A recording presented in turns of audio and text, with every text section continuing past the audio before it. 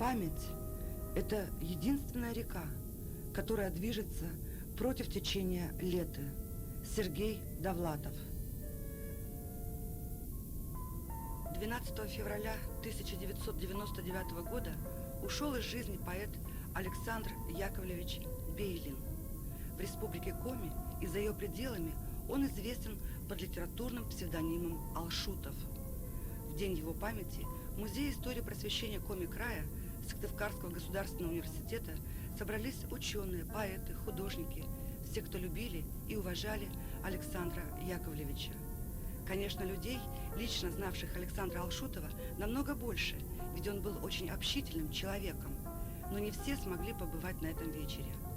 Благодаря нашей передаче мы расширим рамки этой аудитории, и все, кому дорог поэт Александр Алшутов, смогут еще раз вспомнить о нем. Говорят, что человек жив, пока о нем помнят. Еще при жизни Александра Яковлевича была создана телевизионная передача о нем, которая демонстрировалась на вечере памяти. Некоторые отрывки из нее вы увидите сегодня в нашей программе. О бурной, насыщенной событиями и коллизиями личной и творческой жизни Алшутова можно было бы снять многосерийный фильм в любом жанре – драмы, комедии, трагедии, фарса. Один фильм, а точнее небольшой очерк, был снят 10 лет назад на Гостелерадио Коми АССР. Снег идет предсказанием назло, вознесен меж землей и небом, и куда только нас занесло. Мы с тобой, занесенные снегом, занесенные так, как гуляк непутевых поземкой заносит, и не выйти отсюда никак, и никто нас больше не спросит, или так, как нежданный привет, с почтой посланы вдаль голубины, вопреки силе мрачных примет, вдруг заносится в окна любимых, пусть возьмется об этом гадать, наделенный могуществом неким, да и то отгадает, когда мы с тобой, занесенные снегом, жили мы, не жалея себя, не трясясь над деньгой и талантом. Нас с тобой разменяла судьба на вот эти снежинки. Да ладно, часто нам не хватало тепла, хотя воздух насыщен был гарью, и нередко с тобою дотла. Не одни корабли мы сжигали, не жалей, жили правильно мы, и впадая в позорную слабость, мы не станем просить у зимы красных грамот охранных на славу. Предназначена слава не нам, слава Богу, решил я, Бог с нею. Тихо так, что слышна тишина, мы с тобой, занесенные снегом. Эх, сюда бы теперь телефон, с ниткой провода, длинный-предлинный, чтоб звук голоса плыл твоего вдоль Арбата, над зимней неглинной, чтоб над тем заповедным столом точно гром среди ясного неба вдруг послышалось в трубке: алло, говорят, занесенный снегом, и в ответ удивленно: алло, а метель за окном прибывает, и становится так вдруг тепло, как во сне, только в детстве бывает.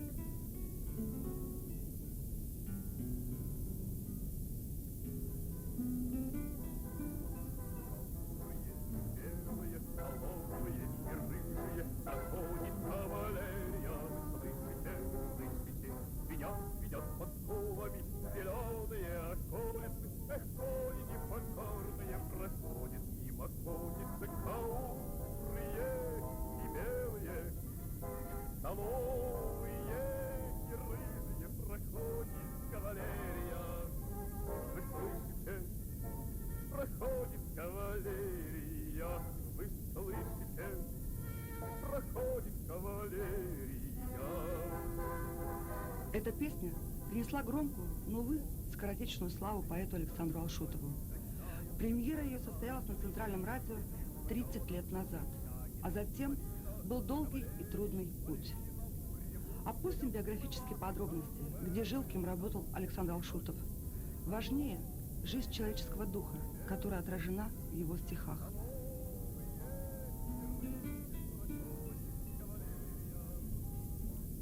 Старайтесь теплом моим случайным согреться, как приблудные котята, и радуйтесь. Ну а я скучаю. Откуда знать вам, кем я был когда-то? Я был горячим сердцем парохода, и жар души во мне пылал, как порох. Поправ капризы штормовой погоды, мне горы соли было двигать впору. Пульсируя, передавал я силу гигантскому коленчатому валу, и капитан над паникой крысиной девятому в лицо смеялся валу. Мой голос плыл над белыми ночами, и город, очарованный сиреной, черемухой тянул ко мне причалы. Я молодым тогда был, современным.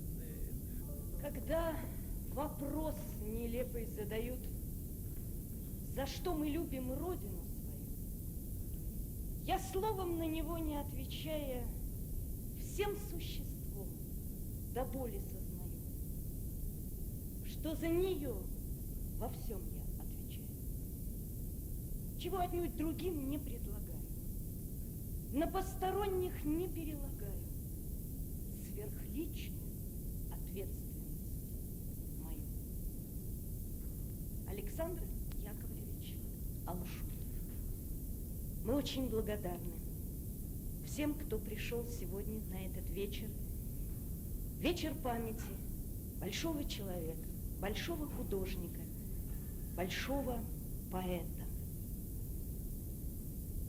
Я хочу сейчас пригласить на эту сцену человека, который знал Александра Яковлевича, которого я могу назвать хранителем памяти, и мы все должны быть ему очень благодарны за мемориал, за покаяние, за память.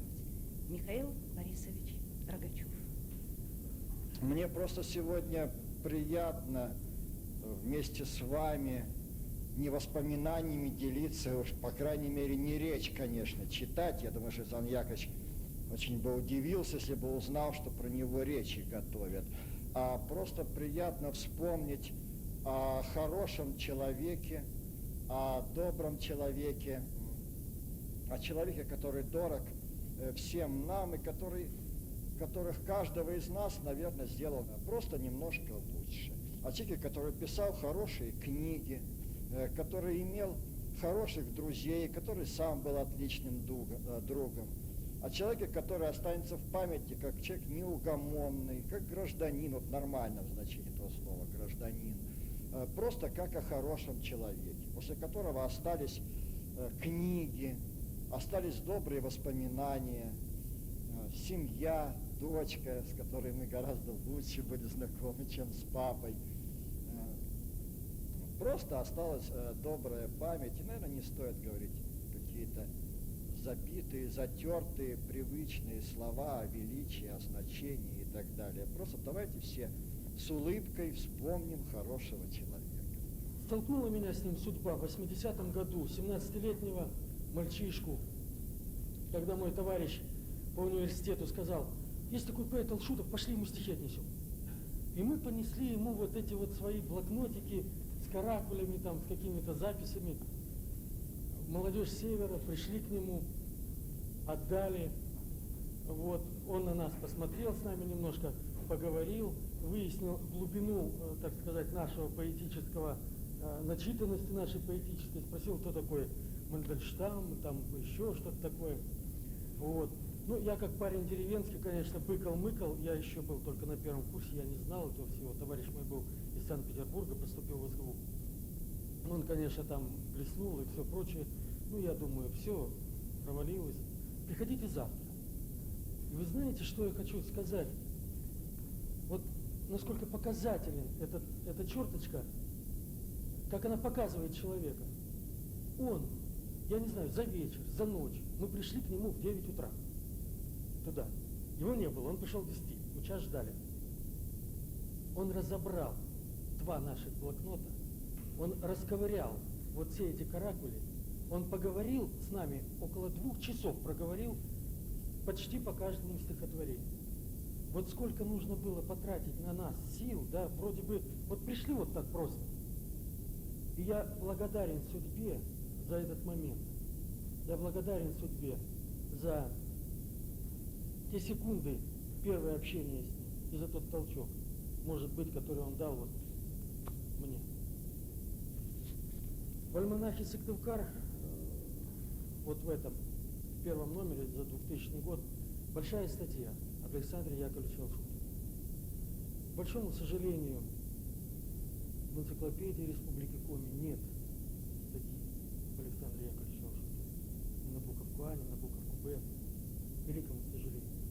Но правильно здесь прозвучало, люди, которые любят его, которые помнят его, не дадут как бы забыть имени и поэзии Александра Яковлевича Алшута. Совершенно случайно, можно сказать, мы встретились с Александром Яковлевичем, но так, что на всю жизнь запомнилась эта встреча, потому что именно Александр Яковлевич и по его инициативе был сценарий и кинофильм о нашем университете самое лучшее, что было сделано в культурном таком плане об университете. Вот эта работа над фильмом, она была совместной, она показала замечательные стороны этого человека.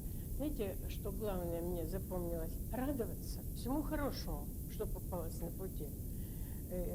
Как-то отметить, прямо восторг у него от всего светлого и радостного. Некоторые равнодушно бы прошли, а он все это видел. А дружба продолжалась, она началась за этим фильмом, но продолжалась. И когда Иван Егорыч Кулаков говорит, что хотел бы все-таки Александр Яковлевич посмотреть, как он, чтобы вы посмотрели, как он живет. И мы поехали. Так же, как Владимир Александрович, я поехала туда смотреть это жилье, честно говоря, мурашки по коже до сих пор, как эта семья жила там. Короче говоря, квартиру-то он получил, только слишком поздно. В живописном месте, на высоком берегу Сысолы, в доме, построенном своими руками из старой сплавной боны, Александр Яковлевич живет вот уже 17 лет с женой Верой и дочерью Ксенией. Алшутов по своей натуре очень общительный человек. Он всегда был в гуще событий. Теперь он редко покидает свой дом, чаще приходит к нему. Человеку нужно очень многое, казалось. На самом деле не так уж много.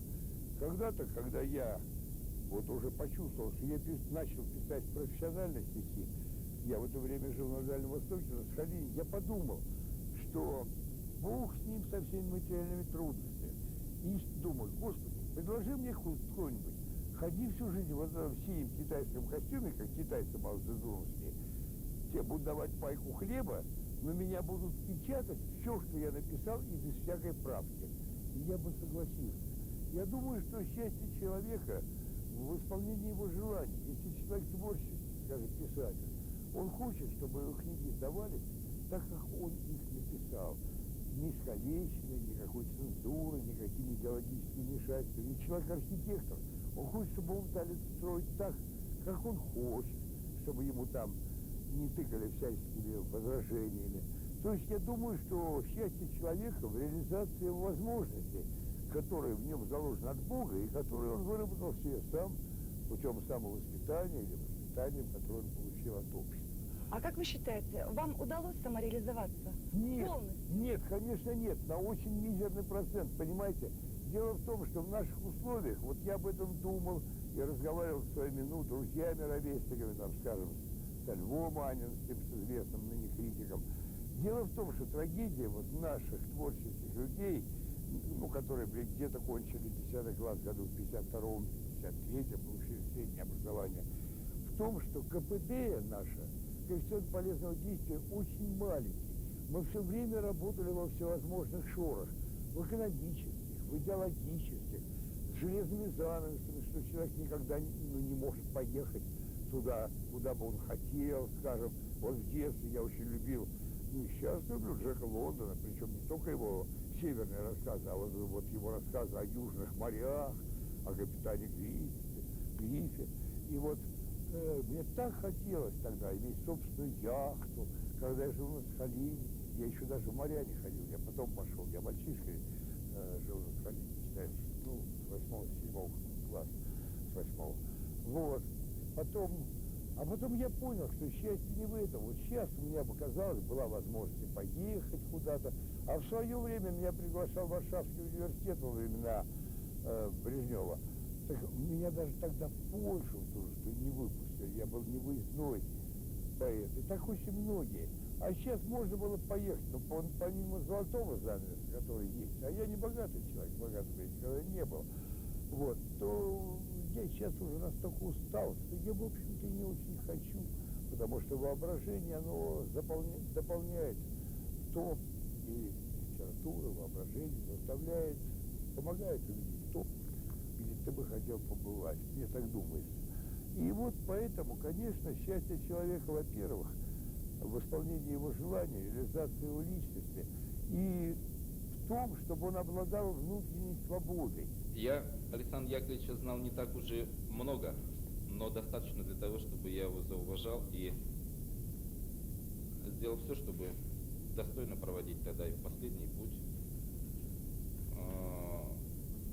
Делаю сегодня, исходя из того, что могу сделать, поддержать и Ксюшу, Веру Владимировну, а запомнился он мне больше тем, что о нем рассказывали и говорили в начале. А потом, когда я с ним познакомился, ну, это был уникальный, конечно, человек. А рассказывали мне о нем чаще всего мне молодые, как я говорю, мои молодые друзья, Ксюша, которых, да и Вера Владимировна знает тоже практически всех. Когда Александр Яковлевич появился у нас в поселке, в Максаковке, ну это же событие было, так, хотя они особо не афишировалось, диссиденты, что в Максаковке, в лесном поселке, да, так интересно. Он был действительно очень интересный человек. Он решил построить дом, во-первых, по канадской технологии в поселке. К сожалению, немножечко не получилось из-за того, что он был хороший писатель, поэт, хороший рассказчик, но не строитель, не технолог, конечно. Он был наивен, как все нестандартные люди, встречающиеся нам в жизни. Он был достаточно наивен. Но поселок Лесной, там люди всякие, тоже и простые, и сложные. И мне рассказывали ребята, что у нас был такой, ну я вот раньше звал дядь Володя Рыжий. У меня был бригадиром в свое время на сплаве, когда я работал первые годы. Габов Володя. Значит, он подрядился к нему за руб. Топить печку. Вот натопил печку, руб. Надо было каждый день топить. А Александр Яковлевич приезжал там в субботу или когда туда приезжал, а я все время говорит, слушай, а что печка-то так растрескалась вся и пошла вот эти там большими огромными трещинами? Я стараюсь же, топлю. Но откуда он знал, что тот топит в день приезда и мощно, чтобы показать, что он каждый день подтапливал, так сказать. Но руб получал, как будто каждый день топил. Я был поражен, когда первый раз с ним встретился. Он достаточно оригинальный человек был. Выпьем. Наливает подкрашенную жидкость какую-то. Там закуска такая самая элементарная. Оказалось, это спирт. Я спирт второй раз в жизни пил. Первый раз выпил, попробовал спирт в 9 классе, а второй раз вот с ним. Те знания, которые хранились у него в голове, были, конечно, уникальные знания. Те люди, с которыми он встречался, как он рассказывал, как он говорил очень тепло и нежно о природе, о людях в поселке. Было просто удивительно. Поэтому вот не удивляйтесь, что я сегодня пришел. Мне просто захотелось отвлечься от всего и просто вспомнить и о нем, о его лице, вспомнить многих тех хороших людей, которые волей судьбы были заброшены к нам в республику и остались здесь в республике уже навечно. И в то же время очень много дали тем людям, которые были рядом. Наши ребята тоже в Максаковке действительно много почерпнули из общения с ним, потому что это было необычно, не укладывалось в те рамки идеологических воззрений, в которых нас воспитывали с детства и в школе, да и после школы тоже. Поэтому некоторые мои молодые друзья и отличаются нестандартностью мышления до сих пор. Может быть, и во многом благодаря тому, что пообщались с Александром Яковлевичем в свое время. Так что пусть сегодня, давайте его вспомним сегодня, и если там что-то есть, пусть он знает, что люди помнят о нем и думают о нем и о тех делах, которые он сделал, будучи жив здесь вместе с нами на нашей грешной и счастливой земле. А букет цветов я бы хотел Вере Владимировне.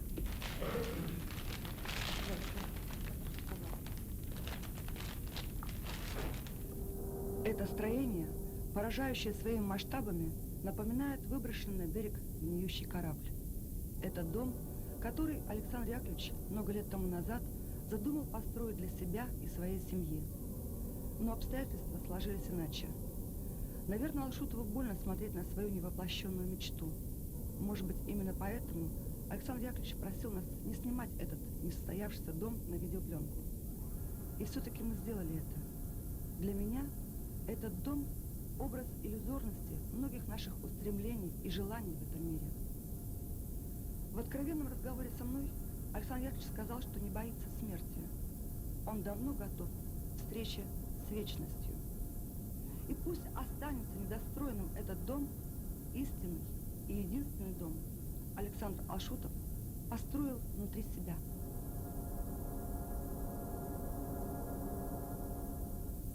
Очень тяжело говорить. Вот. Я вам всем хочу сказать большое спасибо, что вы пришли, что вы помните отца. Вот. Что я чувствую, что он рядом, что он живет в ваших сердцах, в наших душах,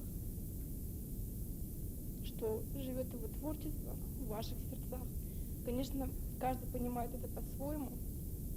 Знаете, вчера, когда мы с мамой готовили этот вечер, мы искали кассету с голосом его, достали его вещи, включили кассету, папа стал читать стихи, на столе лежали его ручные часы, наручные. И знаете, они пошли. То есть это какой-то знак, папа рядом, папа ко всем вам очень хорошо относился, всех вас очень любил. На самом деле это есть та большая доброта, которая пришла вместе с ним. Спасибо.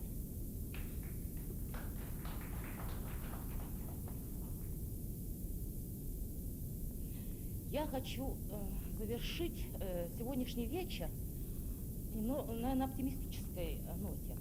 Во-первых, я хочу вам сказать всей интеллигенции города Сыктывкара и республики Коми, всем жителям республики, всем тем, кто знал Александра Яковлевича, кто, может быть, где-то в своей душе когда-то говорит или говорил, вот, да, жил поэт, конечно, при жизни не оценили, вот умер, началось, вот квартиру дали когда-то, так сказать, в гроб положили. Это правда, это на самом деле так. Но, несмотря ни на что, все-таки мы делаем большое дело, и только мы с вами, только я, Ксения, художники, я имею в виду Гену Дмитриева, я имею в виду Бендерского, Романа, мы, ну и наши власти, которые сейчас, я имею в виду глава республики Коми Владимир Александрович, экс-глава Юрий Алексеевич Спиридонов, мы затеяли очень большое дело, и почти оно сделано. То есть на могиле у поэта Алшутова, на кладбище в Краснозатонском, будет стоять мощный памятник в стиле Алшутова.